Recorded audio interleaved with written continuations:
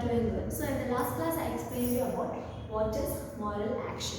So in the last class I said you a moral act cannot be a act which is done out of fear and compulsion. Okay, which is done out of fear and compulsion, and out of like I gave you two examples where employers give more money to their employees to retain them in the work. In the other hand, there are employers who give like they are kind and they are calm to their employees and they retain their employers. So there are two phases here. So where they are out of fear and compulsion, they have to pay more and they are keeping the employees, and in the next hand they are showing them kindness and they are acting according to their good deeds. Okay, like they are doing good to their employers. So here the employers who are retaining the employees in such a way, so that is called as a moral act. And the next one is King Richard II, where first when the peasants came with him with bloodshed, at that time what he do, out of fear, he just signed the letter and gave it to them. And after that later what he did, he just asked them to give back the letters when all the things were normal. So that was not a moral act because he signed the letter and sealed the letter just because of fear. So that is not a moral act. Now we'll continue with the fifth stanza. Just as moral action should be free from fear or compulsion, so should there be no self-interest behind it. So, if the moral action should be free from fear or compulsion, and also it should be not out of self-interest. There should be no self-interest, they say.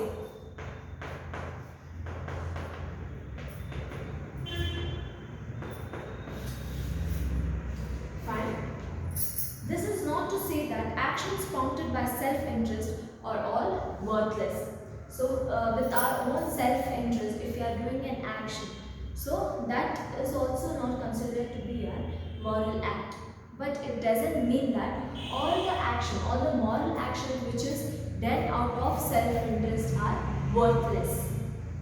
But only that to call them moral would detract from dignity of the moral, that is moral idea. That honesty cannot long endure, which is practiced in the belief that it is the best policy. So as you say, honesty is the best policy. Right? So you all have heard about this proverb. So that is honesty is the best policy. So when there is honesty in the act which you are doing, that time the action can be a moral. So whenever the honesty is endured in the actions which you are doing, so it is a moral act. As Shakespeare says, love born out of the profit motive is no love. So what does Shakespeare say?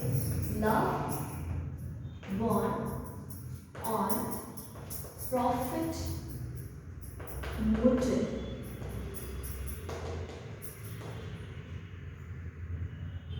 is not love.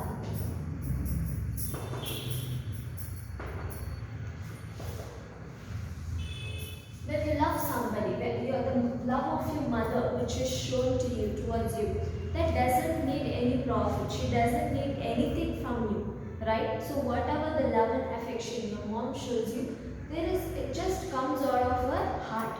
Okay, it just comes out of her heart. She doesn't expect anything in return from that. Okay, it doesn't have any profit motive in it. Okay, but the love which has a profit motive, which thinks to gain something out of your love, okay, like it can be a money, it can be thing, okay, if it is selfish, then it is not called to be a love. Fine. So here this was said by Shakespeare. Okay. So the next paragraph. Just as an action prompted by the motive of material gain here on earth is non-moral. Okay, if there is a material interest, Okay, if anybody wants material interest, and so for that, to gain that, if somebody is doing an action, okay, that is a non-moral action. So also another then for consideration of comfort and personal happiness is another word in non-moral action. So the other side is when somebody is doing for their own comfort and for their own happiness. Okay, that is also considered to be a non-moral action. That action is moral, which is done only for the sake of doing good. Okay, the action which is done only for the sake of doing good, to do good with a good intention. If you are doing an action, that is considered to be a moral action. A great Christian, Saint Francis Xavier, passionately prayed that his mind might always remain pure. So Saint Francis Xavier, so he was a great Christian who prayed that he always wanted his heart to be pure, his mind and heart to be always pure. For him, devotion to God was not for enjoying a higher seat after death. Okay, he considered that devotion of God is not to get a higher seat, okay, to go up in after the death, but he just wants him to be pure, his mind to be pure. He prayed because it was man's duty to pray. Okay, he just prayed because it's a man's duty to pray to God. The great saint Teresa wished to have a torch in her right hand and a vessel of water in her left, so that with the one she might burn the glories of heaven, and with the other extinguish the fires of hell. And men might learn to serve God from love alone, without fear of hell and without temptation of heavenly bliss. So, Saint Teresa, okay, great Saint Teresa. What did she carry? She carried a torch. Okay, she carried a torch in her right hand and a vessel of water. Okay, a vessel of water in her left hand. In her left hand. Why she carried a torch? Okay, she carried the torch to burn the glories of heaven. Okay, to burn the glories of heaven, she carried a torch. And then she carried a vessel of water. Okay, that is to extinguish the fires of hell. Okay, to extinguish the fire of hell, she carried a vessel of water. So this is that to show that men learn to serve the God only with love alone and not because of fear, okay, and the temptation of heavenly bliss. So we all have to pray to God with love, okay, and we should not pray to God that it is a fear. With fear or with compulsion, we should not pray to God. With love and with all our own will and wish, we should pray to God and serve Him. To preserve morality does demand a brave man, prepared to face even death. It is cowardice to be true to friends and to break faith with enemies. So, it is cowardice to be true to friends and to break faith with enemies. Those who do good out of fear and haltingly have no moral virtue. Henry Clay, known for his kindliness, sacrificed his convictions to his ambitions. So here are some of the examples. So that is Henry Clay.